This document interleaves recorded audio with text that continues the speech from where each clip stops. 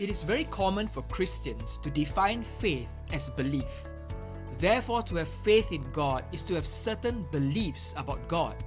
More specifically, it is often described as holding on to what Christians believe to be the right view of God. Faith is seen as having certainty in the right thoughts we have about God. The problem with this approach to faith is that it is entirely impersonal. The Bible is a record of humans encountering God over several millennia. It suggests that God is personal and knowable and can be experienced and interacted with. Therefore, I want to suggest that having faith in God is both personal and relational.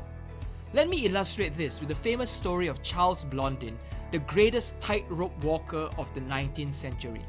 One day, Charles Blondin turned to the crowd and asked, "Do you believe I can carry someone across the rope on my back?" The crowd cheered, "Yes, we believe you can." Then Charles asked, "Who will volunteer?" The crowd was silent.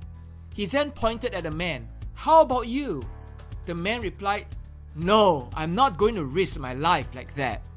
Charles then pointed at another man. "And what about you?" The man replied, "I believe you can." Charles said, "Will you trust me?" The man replied, "I will." The man then proceeded to climb on the back of Charles Blondin, and they headed out on the rope. The crowd watched breathlessly and roared their approval once they completed the crossing. What they did not know was that the man was Harry Colcord, his manager. Harry knew Charles and fully trusted him. It is one thing to believe facts about a person.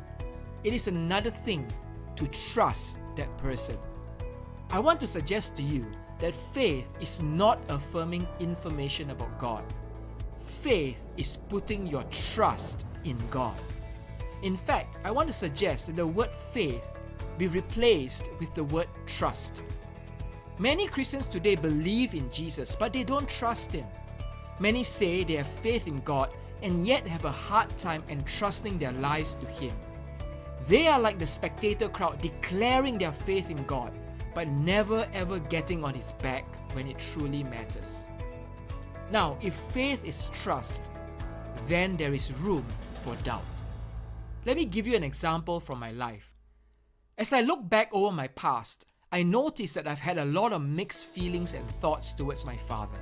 There were seasons when I felt I didn't know him. There were times when I had doubts about who he was. Quite often, I had wrong ideas of him.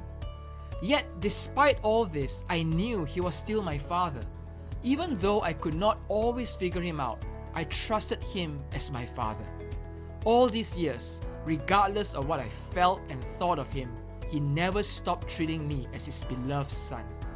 In the same way, do we have to figure God out completely to trust Him? Is there a need to silence all the questions in our heart to commit to Him?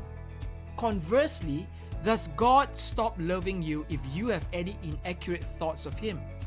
Do your doubts fundamentally change who He is to you? When you are reconstructing your faith, you may be faced with a lot of doubts as your familiar belief structures crumble, and yet you can still continue to trust God. God, I have doubts, but I trust you anyway. God, I may never find all the answers to my questions, but I still trust you.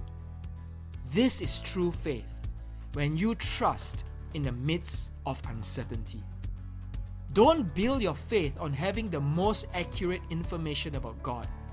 Trust God as your divine parent who loves you with a perfect love. As you do this, may your relationship deepen with God every single day. God bless.